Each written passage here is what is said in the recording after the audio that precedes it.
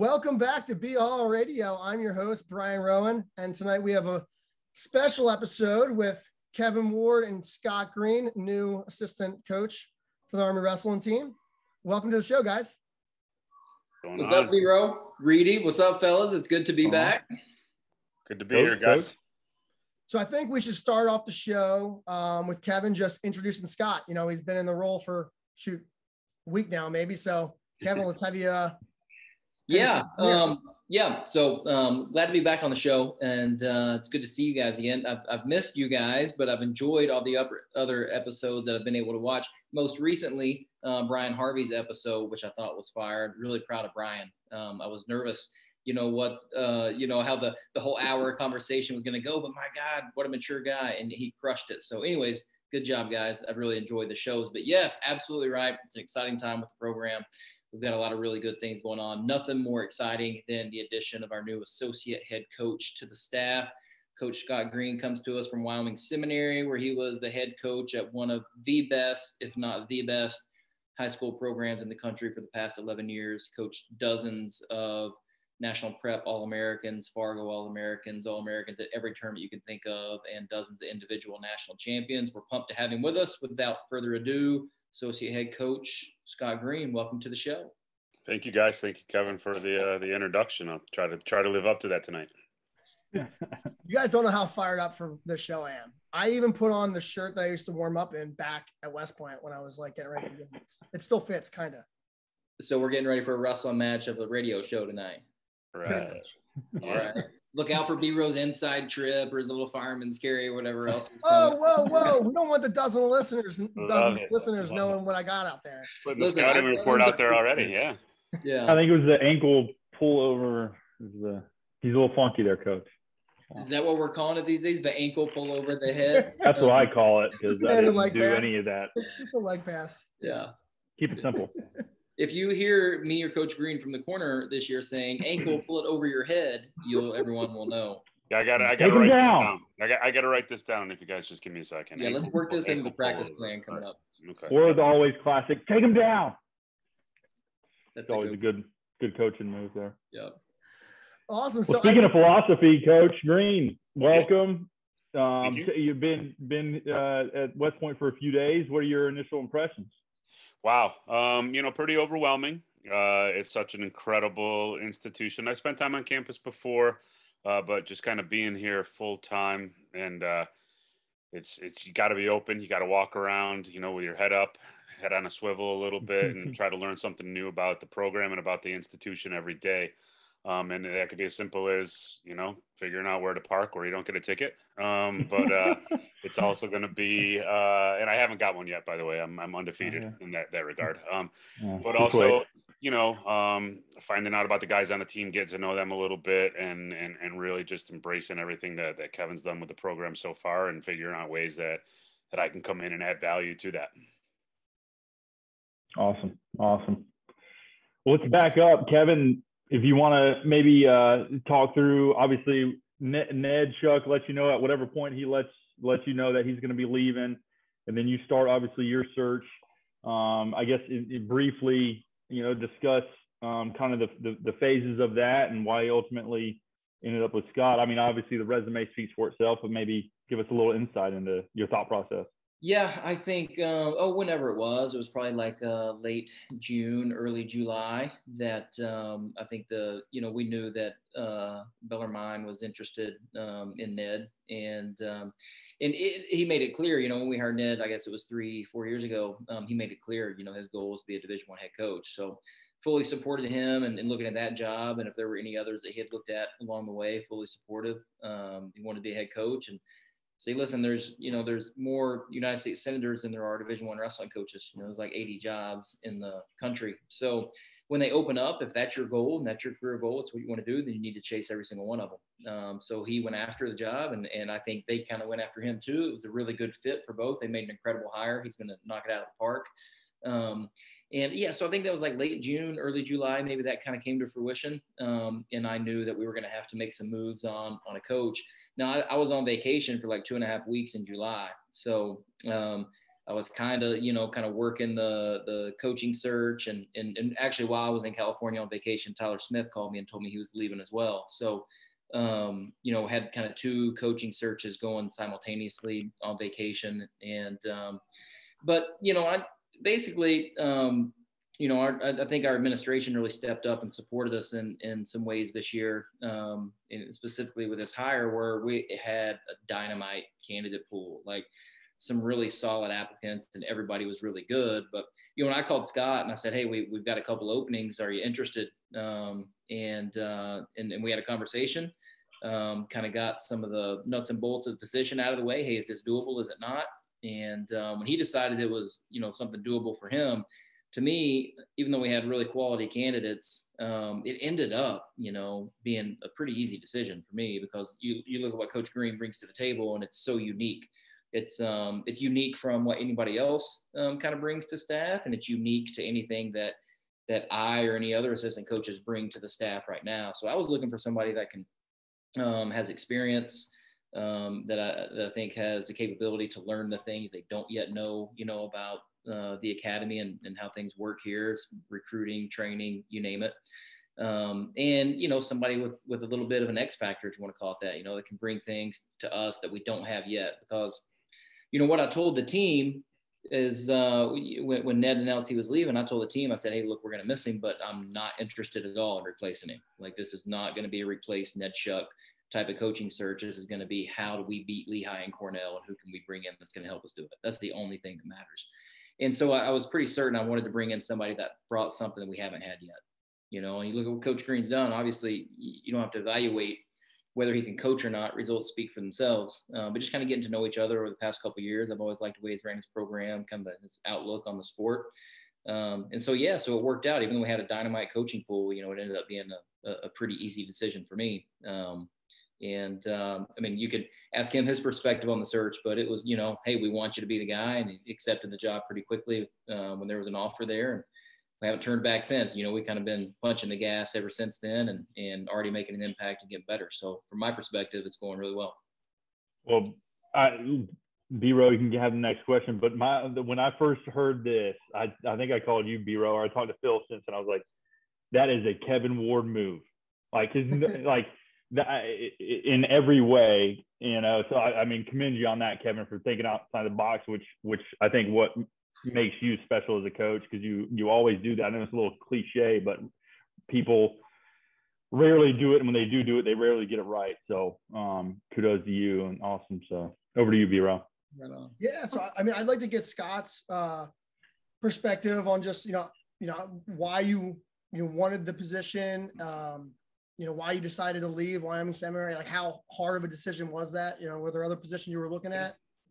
I've over the years, I think it's at some 11 years. When I went there, I left from Binghamton University. And I was an assistant with Pat Popolizio, who remains a really good friend of mine. And at that point in time, I think it was the perfect move for me to go to Wyoming Seminary. I enjoyed my time there as a head coach. My family, my kids kind of grew up there, went to school there. And it was a really good move for me. And I'm proud of what I accomplished while I was there.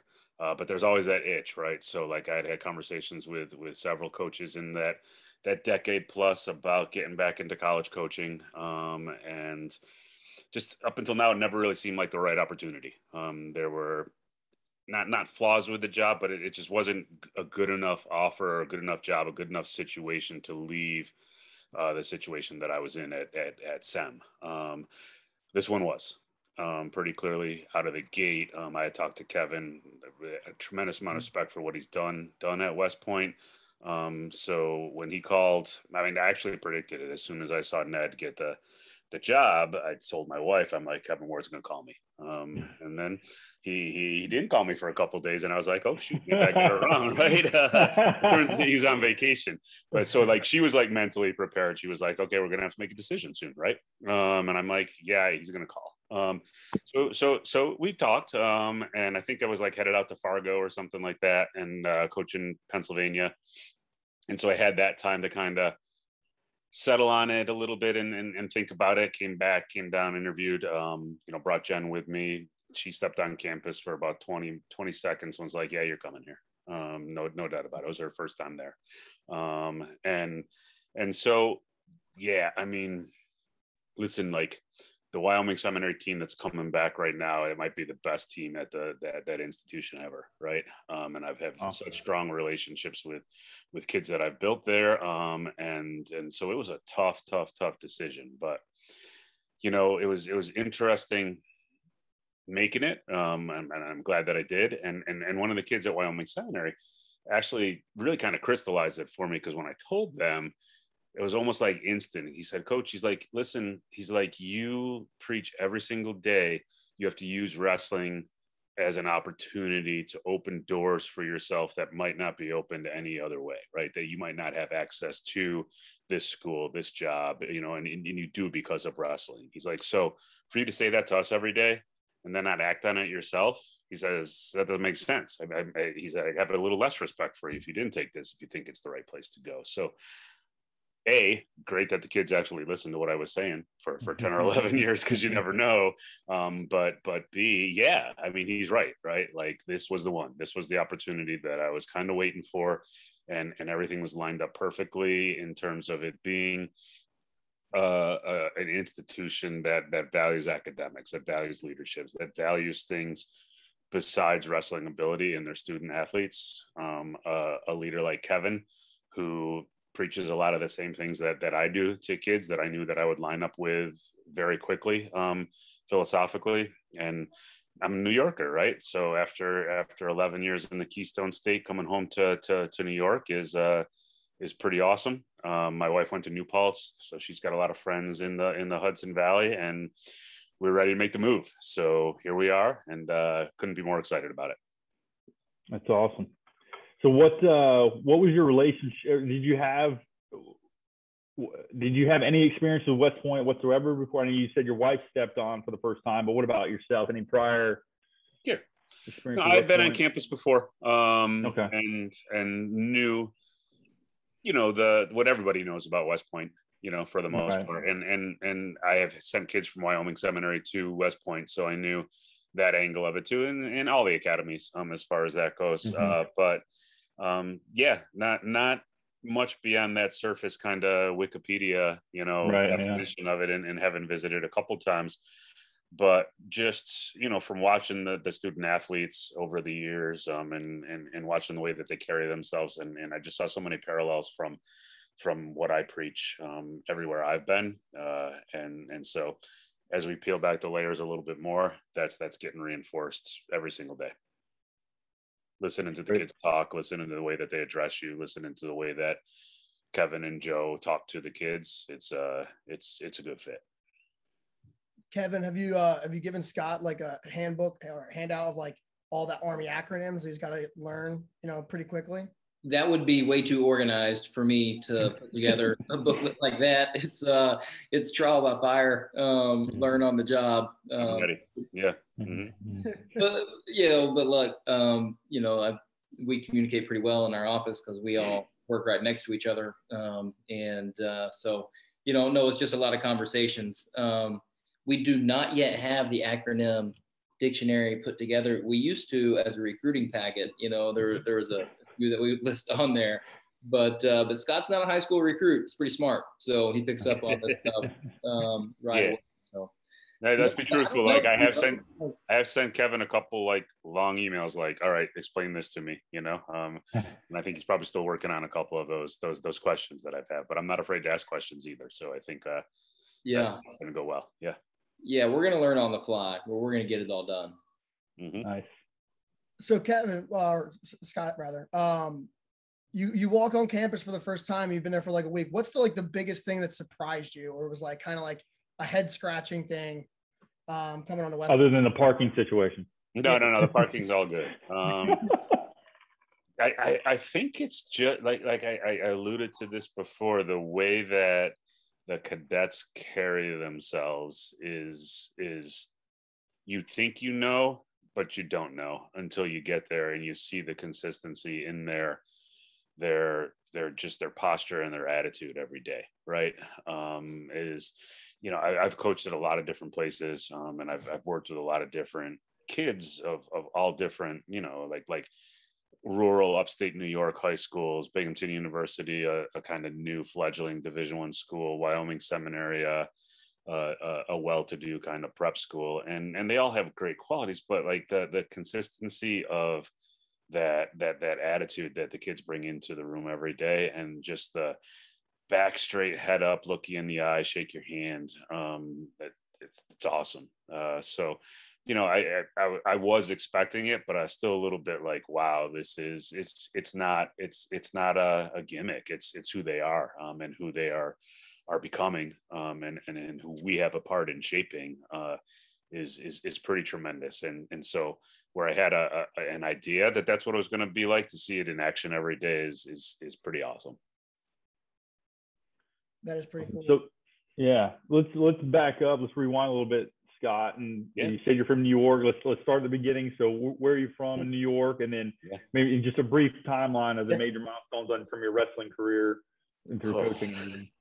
Well, the wrestling career is going to be a pretty short story, right? Well, not your individual. Yeah. So I grew up in Western New York. I grew up in Section 6. So I know a lot about the Buffalo Bills and the proper way to prepare and eat chicken wings. So we can do a whole show on that sometime. But I grew up there, and I went to Binghamton University in the late 1980s. Graduated from there in 1993.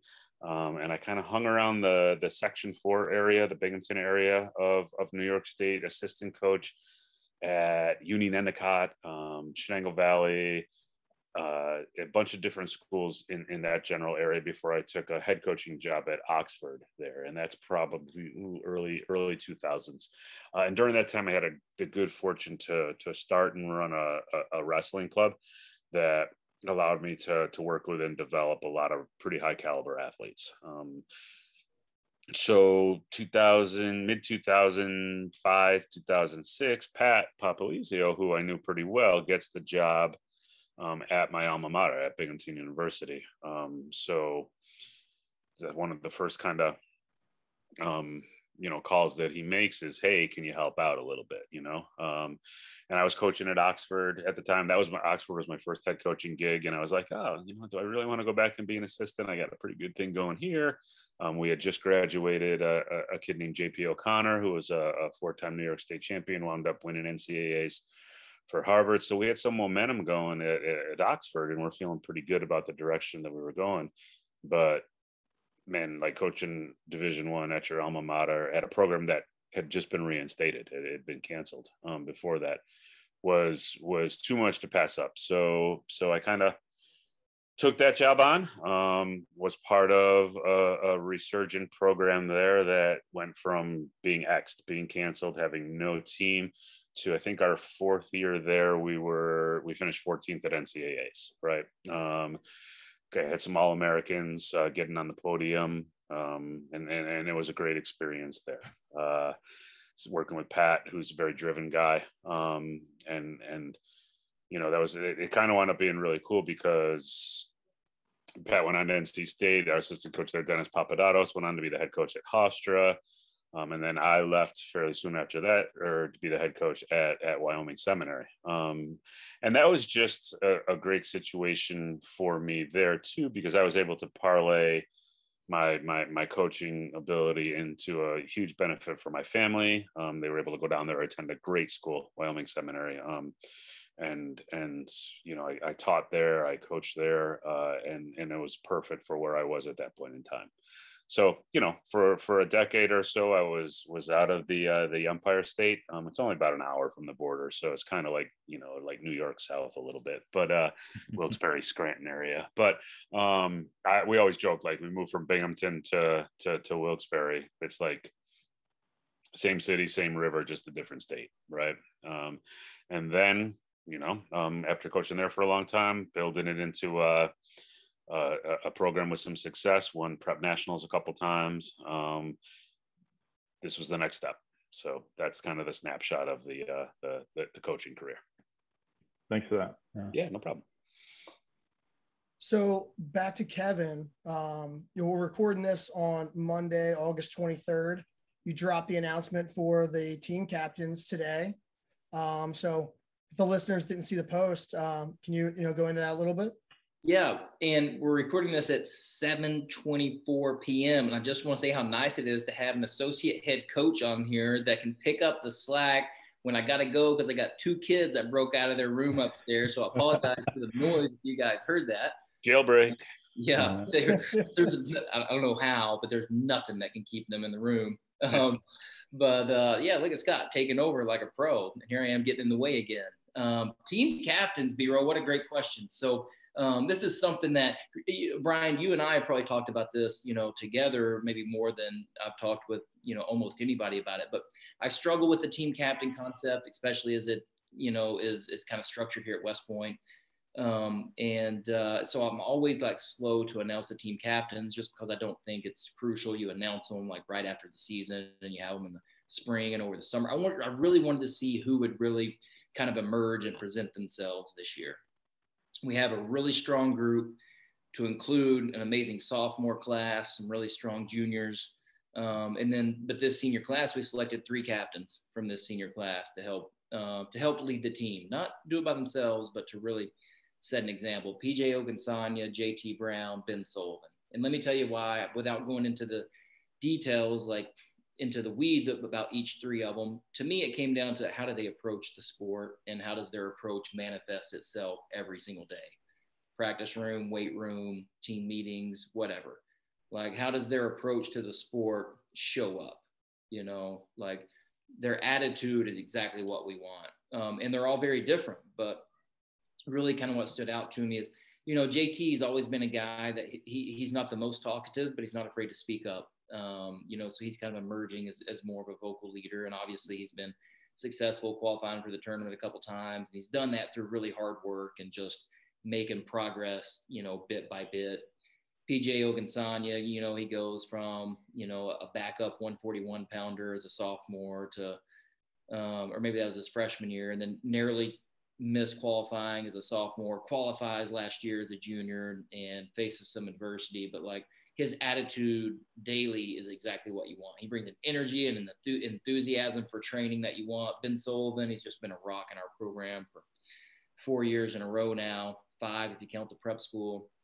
What really stood out to me about Ben was how the way he responded to us selecting Bobby Hill to go to the EIWA tournament last year. Ben was no excuses, no deflecting blame, 100%. I didn't do enough. I had my opportunities. I didn't make the most out of it. So that type of ownership really stood out to me. And I'm saying, hey, these 3 guys, they've earned my respect and my trust because of the way that they approach the sport. And it's not always about like being the most visible or the most vocal to be the leader. To me, it's about set the example. And those 3 guys and their mentality and the way they approach, great examples for all of us to follow. Well, I'm fired up. This is I feel like fall's already in the air, even though it's 90 degrees outside. We're getting after it. Have you guys started the preseason? Yeah. So we started our first week of class. Last week was first week, so we had all of our freshmen kind of get oriented to our strength coach. We have a new strength coach, Peter Ken, who's crushing it. And so all the freshmen worked out with him. We had a couple sessions of like open room last week where everybody could come in and just kind of roll around on their own, not super structured. And then this week we kind of start preseason in earnest, where the entire team lifted today with a strength coach. The entire team will go over some technique instruction tomorrow in the wrestling room. So, and we're looking at I think it's like 47, 48 guys on the roster right now. So we'll have a full room tomorrow about 3:30. And we'll get, from this point on, we'll get a really good gauge of what type of team we have and what type of progress we think they can make. But as always, preseason looks different depending on the team you have. And in our preseason this year, it'll look different than it has over the past couple of years. But, Coach and I were talking about it today in the office. We're excited to get them on the mat and kind of learn a little bit more about who's who inside the wrestling room. It'll be happening pretty soon. I'll tell you what about preseason too is, as the new guy kind of coming in, observation wise, is we're 3-4 steps ahead of every other program I've been a part of, because a lot of that preseason work at Wyoming Seminary, at Binghamton, at everywhere else was trying to get the kids to understand fellowship, and everyone to kind of being in it together, and how, we can't get to where we want to be without everybody working together, and West Point, that's baked into the to the recipe already, right? Like that's not something that we have to spend any time really talking about. We can just get down to work right away. But that's something that, not that we're going to take it for granted, but it's absolutely something that you don't have to take time doing, like you do at other programs. You can hit the ground running because that's already something that all these kids value just by the choice of where they decided to come to school. So that's been exciting for me. I probably would have had like 6 or 17 bonding activities planned, and trying to get kids to know each other's names and all that stuff at any other program I was at in August and September.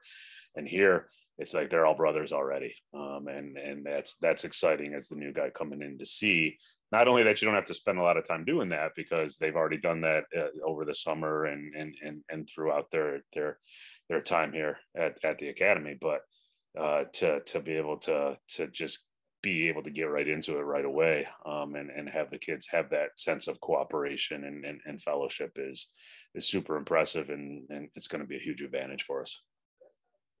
Awesome. So Scott, you talked about your time at Oxford. You built up that program. You went to Binghamton, helped Pat, and then we know what you did with Wyoming. Yeah. What is it? What makes you different? Why were you able to have that success everywhere you went, and how are you going to translate that to your role with Kevin and the team there at West Point? Yeah, I think I like pressure, right? I think you got to be. You got to be a good communicator, right? And I think I've been able to be that over the years. I think I've been able to be. My wife says that I'm a perpetual teenager, right? Mm-hmm. That is kind of the way that I communicate is good and impactful for kids. And then at this point in time too, I think a lot of it has been like the experience, right? Like kids look at you and they're like, hey, this guy has been doing it for a while and he's been successful everywhere that he's gone. So I think that will translate over well to here, right? But I think the key to it is that I love wrestling, right? And if you're not focused on trying to have some type of joy in what you're doing, you're not going to be successful. And that's hard. And that's hard because there are times when kids don't love it, right? And there are going to be times when it's a challenge for them, and continuing to preach to them, as I always have, is that and like you have to be grateful for what you have, and you have to get some type of joy out of it. If you don't want to come in for that 6 a.m. lift, if you don't want to do that extra workout, that's not sustainable, right? If you're doing it for someone else, if you're doing it because you feel like you have to, that's not sustainable. You got to figure out how to love it, and to be an ambassador for it, and to embrace it, and have it be just like kind of dyed in the wool of who you are. And kids will respond to that, right? Like I'm not that guy who's always like, kids these days and stuff like that. You set the expectations, kids will meet them. Kids will do what you expect them to do, especially cadets. I'm learning every day, right? So, I think that's always been one of my strengths, is being able to communicate that message, communicate to student athletes, and to really build and tell the story of the program, right? And that's what I hope to bring here, right? I think that I'm going to be valuable in all those ways. At West Point, as I've been fortunate enough to be successful in the past. That's great. I mean, I can see why Kevin, would want that quality. He's done a fantastic job, obviously, building the culture to where, I from an outsider's perspective, even when I was closer, when I was there as a TAC, the culture, I think, is definitely more of one where they enjoy being in the room, enjoy being in where, mm-hmm. A lot of places, and maybe in the past, personally, it became a transaction. right? Sure. Like something I had to do, but there are times, even though they're cadets, they're definitely not robots, right? They have, Kevin will tell you, they're going to have their ups and downs, and the great periods coming up this winter. It'll be nice to have someone besides Kevin delivering that message, and the rest of the staff, obviously, but there to support them in that. So yeah, you get to wake up every day and walk outside and realize that you're at a place that's going to transform you. That's gonna, when you leave it, it's gonna stay with you. And I know that at other places that I've coached, that kids have felt that way. And that's, I hope some of that's due to my effort, certainly due to the effort of all the other people on the staff at that time. But I think everyone was bringing that same message, is that this is going to change your life. Being at West Point is going to change your life. Being a part of West Point wrestling is going to change your life. And there's going to be doldrums, right? There's going to be times when you're like, what am I doing? But knowing that is the end result, knowing that, hearing it from other people, that, connecting kids with alums, connecting kids with supporters of the program that are going to tell them the same thing that we are all telling them, that's going to get them through, and it's going to make them have that gratitude for being a part of this experience. It's so important. Yeah, I could just tell from your Facebook posts, the first couple of days being there, just seeing all the pictures and videos, just how, how inspired you were. And I can see how that resonates, and looking at everybody's comments, I'm like, man, this is going to be a really good thing. It's kind of funny because I went from Wyoming Seminary as the Blue Knights, right? And now I'm a Black Knight, right? So we always had a saying at Wyoming Seminary, and it was, it's a great day to be a Blue Knight. And so I'm stealing that. I'm bringing it with me. And some kids have already seen me post that, and they're like, whoa, wait a minute. You've been telling us all of this time that it's a great day to be a Blue Knight. And the joke at practice back then was like, hey, which days are great days to be a Blue Knight? And the answer was every day that ends in DAY. Right. So I think you have to feel that, right? Like you have to wake up and be like, yeah, this is going to be a tough day today, but man, I get to put on that practice uniform and go do it. And realizing that other people don't have that opportunity, realizing that other people aren't in situations that they love. Every day's a great day to be a Black Knight. We're going to roll with that all year. This makes me want to come up to West Point this weekend now. Let's go. All right.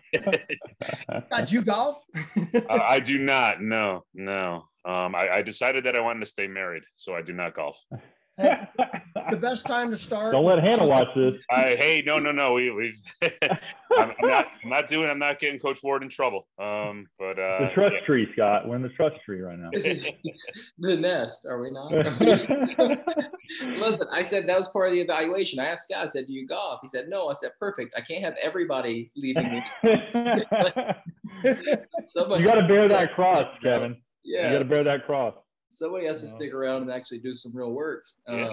Yeah. Sometimes I need a break. I just need to go get some fresh air and walk around for about an hour and a half, 2 hours or so, get some exercise, and think about wrestling for a while. And mine's hiking. So man, what a great place to be for that too. There you go. The trails. So yeah, we'll complement each other well, because nice. I hike golf course. He hikes the trails. That's it. So Scott, Pat Papalizio was his first gig out of Oklahoma State was at West Point. I believe it was his first gig. Yep. As a volunteer. Sacred Heart, Army. Then was it Sacred Heart first? I'm not sure which way it went. Yeah, but yeah. Either way, yeah. So I just remember him. He was still in wrestling mode. So he would just beat us up every day. Yeah. And just seeing him now is just I can't even fathom. I still don't know how that transition happened. But how much did you call Pat at all and talk to him about his experience here? Yeah, for sure. I talked to Pat this morning. I talked to him 2-3 times a week. He's one of my closest friends, I actually coached Pat when he was in high school. A lot of people don't know that. On Team New York in Fargo, and he was in a club called ATWA in Section 2 of New York, and my parents helped Joe DeMeo run that. And so I remember Pat when he was kind of a high school kid, trying to sneak in the back door of that the club without going through the membership process. But God, just yeah, he was an invaluable resource for me with all these decisions. And like Kevin said about Ned leaving, when I talked to him about leaving Binghamton to go to Wyoming Seminary, he was like, "Of course you're going to do it, like duh," you know. And even though we had a ton of momentum and we're working really really well together, he was like, "You have to do this," you know. But Pat is close with my wife, you know, and she always thinks of him as like a little brother, and I'm not surprised. You know, if you told me high school Pat was going to be one of the best coaches in the country, that I would have been maybe not. but probably even college Pat too. But like just seeing his passion for the sport and his just assuredness that what he was doing was the right way to do things, and that it was going to pay off. Early in those first couple of years in Binghamton, I was like, yeah, he's going places for sure. And, you know, that's a lot of what I see in my current head coach too, which made this transition pretty easy for me. Yep. Yeah. I see the Wolfpack coming on our schedule here shortly. I don't know how it hadn't happened already there, Kevin. Not that I want them this year. I mean, that schedule's stacked, but. Yeah, that's what we add another top 5 team to the. Why not? No, so Pat and I have talked about it. We've tried to work on a few things in the past. We have wrestled them. We wrestled them in a dual meet maybe 5-6 years ago, but it was at Journeyman, like a neutral location. Okay. Which, you know, for those that like, I don't believe in neutral venue dual meets unless it's like a special event. Like we went and wrestled. Fort Bragg would be sick. We went and wrestled on a boat in San Diego. That was cool. But I don't get any. There's really no value in going to a high school and wrestling some other, you know, team when there's also 14 other dual meets going on and there's no exposure and so anyways, that's why, you know, we haven't repeated those things again. But I like dual meets. I like tough dual meets on the road. So I think that we should, you know, definitely talk about getting down to Raleigh at some point. I think that'd be a good idea. Yeah. Scott, what do you think about the schedule? Whew. Yeah, we're ready, right? I love it. I'm with with Kevin on that in terms of just you're going to go to the NCAA tournament, right? And you're going to be on the road for that. You're going to travel and you're going to have to perform your best at that tournament. So what's better preparation for that than getting on the road? And what better institution, what better, you know, group of people are more used to fighting battles on the road than West Point and the United States Army, right? So we should be ready for that, right? That's nothing new here. So the more that we can get out there and wrestle tough matches with travel, with making weight, with all that stuff, it's a model for, and it prepares you for the end of the year when we're going to get guys on the podium. They're going to be ready to step off the scale, get ready, having traveled a couple days and wrestle a top 10 kid in the country. Every kid on our team is going to get the opportunity to do that a couple times this year. And that will make them ready for the end of the year in Detroit. That was the biggest thing. When I was looking at the schedule, you know, for the first time, I thought this is what they need to replicate a round of 16 in NCAA's quarterfinals or the round of 12. Like in the past, we haven't had that on a consistent basis where, you know, it's never been 2 or 3 matches in a row where you're wrestling about 25 guys. It's been speckled one a year around the schedule through the year, but never consistently back to back to back. Yeah. Love it. So good job. You were going to say something, Kevin.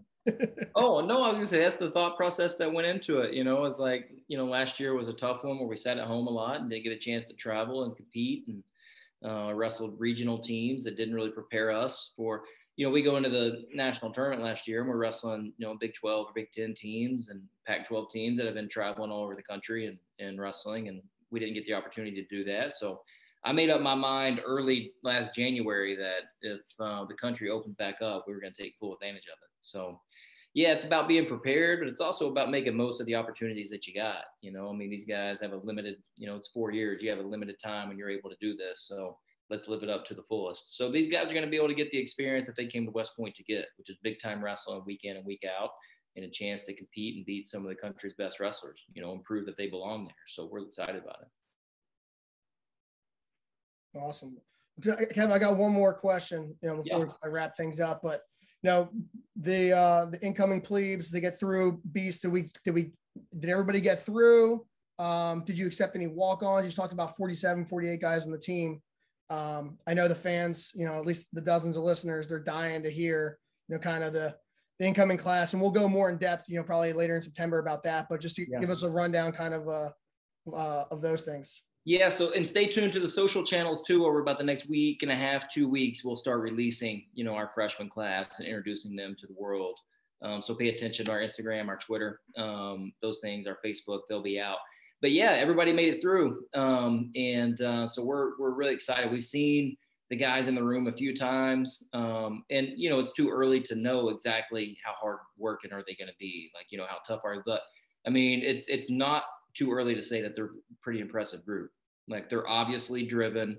They obviously love wrestling. You can tell their attitude, like when they're in the room, do they really like this or not? And it's obvious with them that they love wrestling, which is going to be, it's always super important. It'll be really important for them.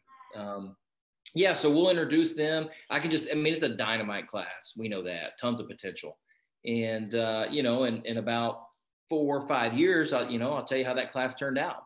But, it's up to them, and it's up to us coaches to push them and equip them. And it's up to them to take ownership over the next 4 years of their career. And let's see where we can take this thing together.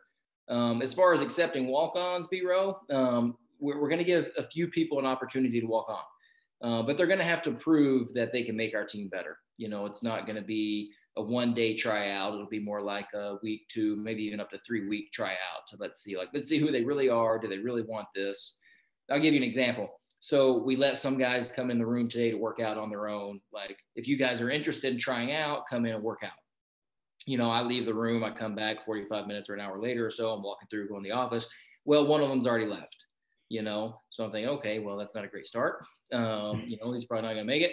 Another guy texts one of the coaches later on and says, hey, can I show up to practice late tomorrow? I'm thinking about trying out for the rock climbing team. I'm like, okay, well, he needs to go climb rocks, because that's not what we're looking for. I'm not going to take him as a walk-on, so it's like, it's a constant evaluation. So we'll take a few, or we're going to give a few a chance, and then it's a matter of, they have to make our team better to be able to get on the team. But I was telling Scott Green this earlier, like, some of my favorite wrestlers were quote unquote walk-ons, and I love these guys. Like, absolutely love them, and still talk to them to this day. Like, I appreciate them. I appreciate their attitude. I appreciate what they brought to the program, even though it wasn't necessarily a bunch of wins on their record, but they made our program better. So, if we're flirting with 47 or so on the roster, and we got an opportunity to pick up 1 or 2 walk-ons that can make our program better, I'm excited about that. Now they're going to have to prove, like, if they're going to be the next Tyler McLeese, they have to prove it. But I love those, I love their attitude. I love that spirit. And I think we have a few that are pretty determined. So, we'll know late September, early October, who made it through the tryout process. How many incoming plebes came from prep versus, and how many came direct? Do you know that breakdown about? Yeah, 9 and 6. So 9 came out of prep, 6 came in direct. So 15, with a chance to add 16, 17, something like that. I can tell you this about those 15 kids too. Having spent the last 4 years coaching against a lot of them in high school, I'm glad they're on my side now, right? And I said that to a couple of them, right? Because and a couple of them are Wyoming Seminary athletes too, which is good. So I said to them all first time I talked to them, I'm like, look, all you guys from Malvern and Becca and Lake Highland Prep and everywhere else, all's forgiven. We're all on the same team now. I've had my former Wyoming Seminary athletes lose a lot of matches to kids that I'm coaching now. So I'm excited that they're on the same side as me now. Great. Good stuff. Awesome. I think that's a good place to wrap up for tonight. we'll have Scott on and go into a full blown episode, at some point in the future. Sure. Yeah. Happy to do it. But appreciate you guys hopping on. I know the fans were dying for an update. So B-Row, it's always good to be with you. Let me tell those, about 6-8 fans still listening at this point? Oh, no, we're going to do something about that. We're going to blow this up, right? Yeah. Hey, pay attention. Like Coach Green is on it. Like our Instagram has probably got more regular content, over the past week than we had over the past, 4 months put together. And also if you visit westpointwrestlingclub.org and get tuned in there, Army Wrestling Insiders just launched. It's a thing where there's exclusive content, interviews, a behind the scenes look into the program. And if you're looking to save some cash and get that money back for the small charge that Insiders is, you get a discount on all West Point Wrestling Club apparel through our Barbarian store there. So look for Army Wrestling Insiders. Check it out. We appreciate anyone supporting us there any way they can, but we're excited to grow that thing as well. There'll be more content material coming out on the Insiders soon. Awesome. Brian, I'm an insider. Are you? Yes, I'm an insider. Yeah, checking. He is the Army Wrestling Insider. The amount of money I donate to the club, I'm definitely an insider. Hey, so yeah, I appreciate that. And you'll be out here at our golf tournament in about 5 weeks too, B-Row? Yeah, I'll be out there for the reunion weekend. I'll give a little plug on that. So September 11th football game. Scott, I hope you're going to be around that weekend. I will be there. Yeah, no, I'm looking forward to it. The 2001, 2006, 2011, and 2016 have their 20 or 5, 10, 15, 20 year reunion, as well as, it's September 11th. So a big football, big day for, the Army and the military. And it's, Army home opener. So I'm really excited. Absolutely. I've already made contact with a lot of people who are coming in town for it. So I'm pretty excited for it. Kevin, maybe we can golf that weekend at some point. If it's a weekend, I will be out there. I will make it a tee time. B-Row, we'll make it happen. Now we got to do is get Tyree up here to play golf with us sometime, and this thing will really be rolling. But yeah, man, I'll see you that weekend, September 11th. Looking forward to having all you guys here. Awesome. Kevin, Scott, thanks so much for coming on. Scott, welcome to the family. Thank you. Hope to have you. Yep. No, I'm excited to be here and looking forward to helping. Awesome. Have a good night, guys. Go Army. Okay. Thank you. Beat Navy. BHAW. Thanks for tuning in to the BHAW Radio Show. If you like what you heard, be sure to subscribe and leave us a 5-star rating on your favorite podcast platform. If there's something you'd like to hear on a future show, reach out to us on any of our social media, Instagram, Facebook, or Twitter. Or you can reach us at email, bhaw.radio@gmail.com. We'd love to hear your thoughts, and as always, go Army, be Navy.